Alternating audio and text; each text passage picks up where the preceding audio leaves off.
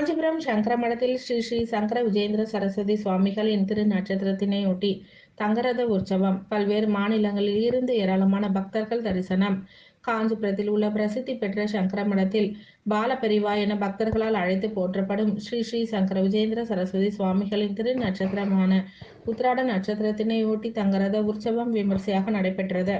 இதில் மகாபெரிவா பிருந்தாவனத்திற்கு காலை முதல் சிறப்பு அபிஷேக ஆராதனைகளும் தீபாராதனைகளும் நடைபெற்று இரவு தங்கரத உற்சவம் நடைபெற்றது.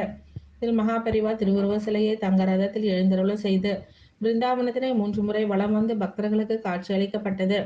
இதில் கலந்து கொண்ட பக்தர்கள் அனைவருக்கும் ஸ்ரீ ஸ்ரீ சங்கர விஜயேந்திர சரஸ்வதி சுவாமிகள் ஆசி வழங்கி பிரசாதங்கள் வழங்கினார். இதில் சங்கர மடத்தின் ஸ்ரீகாரியம் செல்லா விஸ்வநாத சாஸ்திரி, மேலாளர் சுந்தரேச ஐயர் உள்ளிட்ட பலர் கலந்து கொண்டனர்.